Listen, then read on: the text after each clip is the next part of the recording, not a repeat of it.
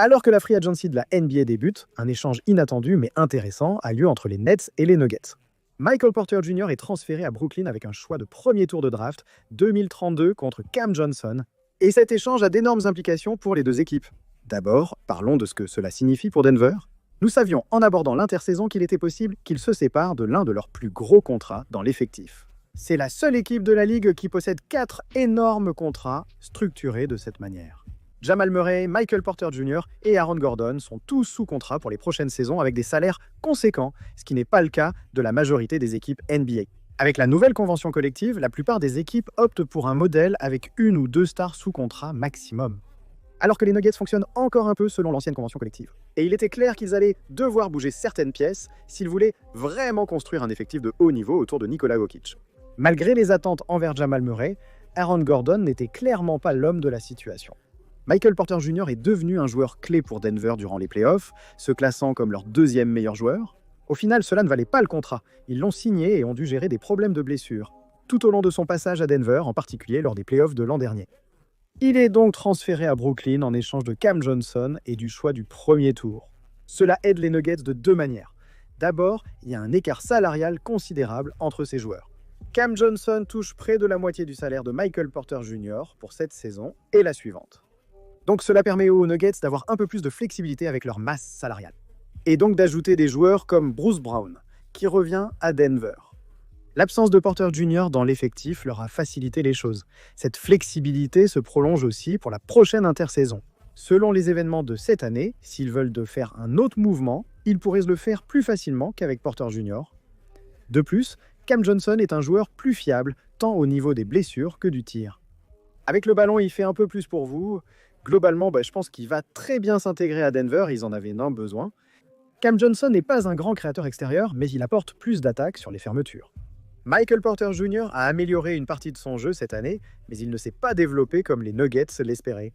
Johnson, qui a le même contrat, mais moins cher que Michael Porter Jr., les aide aussi en leur permettant d'évaluer la situation pour les prochaines saisons.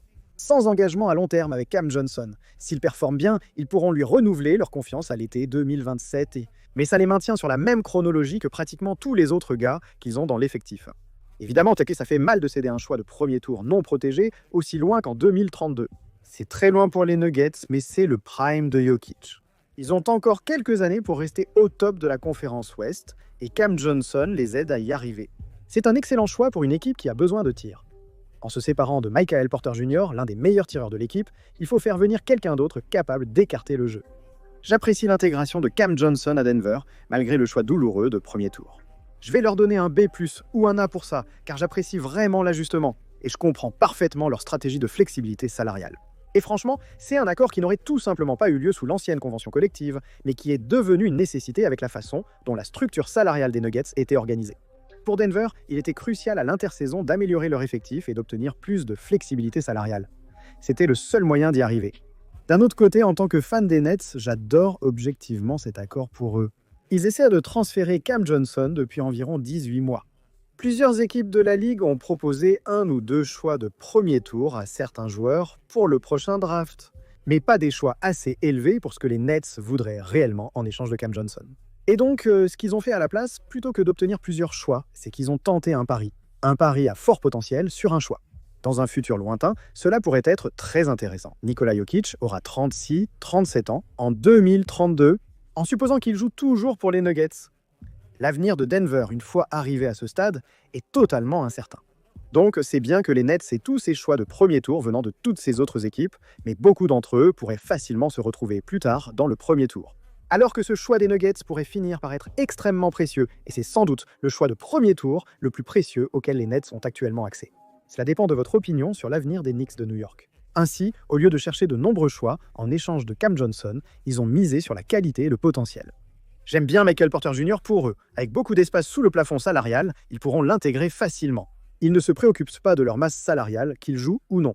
Malgré tout, il reste un atout pour eux, éventuellement à la date limite des transferts.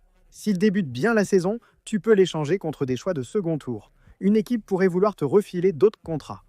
Il reste un peu d'action chez les Nets. Ce sera étrange car ils ne souhaitent pas performer la saison prochaine, ni remporter de match. Et il ne peut pas t'aider dans cette tâche, étant un bon joueur. Mais je peux imaginer un scénario où ils sont corrects à la date limite, échangent quelque chose, puis perdent beaucoup de matchs après. Ce n'est pas complètement inutile pour eux, même s'ils gagnent beaucoup d'argent, puis on passe à la saison suivante. Son contrat comporte une année non garantie, ce qui signifie qu'ils pourraient le racheter et le retirer de leur masse salariale s'ils souhaitaient cette flexibilité. Il devient agent libre en 2027, ce qui explique pourquoi cet accord est bénéfique pour les deux parties. Le fait que ces gars-là soient sur exactement la même durée de contrat fait que ça marche pour les deux équipes. L'absence d'engagement à long terme des Nuggets leur offre une flexibilité. Pour les Nets, malgré leur plan pour l'été 2026 ou 2027, ils demeurent présents. Avec Michael Porter Jr. dans l'équipe, ils pourraient aussi l'échanger avant contre d'autres atouts. J'aime beaucoup l'accord pour les Nets. Ils auraient peut-être pu obtenir 2 choix de deuxième tour d'une équipe en échange de Cam Johnson. Mais je préfère cet accord à tout ce que j'avais vu comme rumeur auparavant pour Cam Johnson, et j'adore l'accord pour Brooklyn. Je pense que c'est aussi une note A pour eux. Un beau mouvement gagnant-gagnant, ce qu'on voit rarement maintenant avec ce nouveau convention collective. Chaque nouvel échange des Nets mérite qu'on souligne et mette à jour le retour obtenu pour Kevin Durant. Les Nets ont obtenu de nombreux choix de draft en échange de Kevin Durant. De plus, Michael Porter Jr. est toujours présent. Il est possible de l'échanger ultérieurement contre des choix de premier tour. Les Nets, évidemment, les gens se sont moqués d'eux pour ce qu'ils ont fait lors de la nuit de la draft. Ils ont gardé tous leurs 5 choix de premier tour et cela va rester une interrogation pour eux à l'avenir. Que feront-ils de tous ces choix ? Mais en matière de reconstruction et de préparation pour l'avenir, ils ont accompli un excellent travail et sont la seule équipe disposant d'une marge sous le plafond salarial cet été. C'est la seule équipe en position de réellement faire ce genre de mouvement pour Denver. Se débarrasser de 20 millions de dollars de salaire par saison en un seul mouvement. C'est pourquoi les Nets sont la destination pour ces équipes, car c'est la seule qui peut réellement réaliser ce type de mouvement. Et je ne serais pas surpris si, à l'avenir, on voit encore quelques mouvements de ce genre. À cause de cette nouvelle convention collective, à cause du deuxième seuil, les équipes ont vraiment peur de dépenser. Elles ont peur d'avoir des masses salariales élevées. Les Nuggets en sont un parfait exemple, et les Nets continueront d'être une équipe qui dit « Si tu veux te débarrasser de ton contrat, viens ici ». Ils ont obtenu un premier tour en facilitant le transfert de Kristaps Porzingis en prenant Terrence Mann. En sélectionnant Michael Porter Jr. au premier tour, ils profitent de leur position unique cette intersaison. Ils peuvent absorber des contrats que d'autres équipes craignent en raison de contraintes budgétaires. Je ne serais pas étonné de voir davantage de mouvements similaires alors qu'ils cherchent à se renforcer. Au final, j'adore cet accord pour les deux équipes. J'ai hâte de voir Cam Johnson avec les Nuggets, d'autant plus qu'ils ont également recruté Bruce Brown.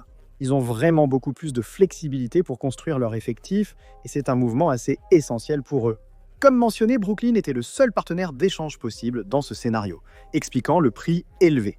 Ce choix de premier tour de 2032 part pour Brooklyn, qui pourrait être très intéressant, ou alors juste le 15e choix de la draft. Mais en tant que Nets, je suis totalement d'accord pour prendre ce risque et tenter ce pari sur un choix qui pourrait vraiment être excellent. Au final, j'adore ces transactions. Peu importe la suite, peu importe ce que le choix des Nets devient grâce aux Nuggets. Michael Porter Jr. et Cam Johnson jouent maintenant à Brooklyn. On comprend pourquoi chaque équipe a fait ce choix, qui a du sens pour les deux parties. L'issue de cette transaction reste incertaine, mais son processus et sa raison d'être sont d'emblée limpides et manifestes. Ces transferts gagnant-gagnant immédiats sont exactement le genre d'échange que je trouve super intéressant, et je pense vraiment que c'en est un.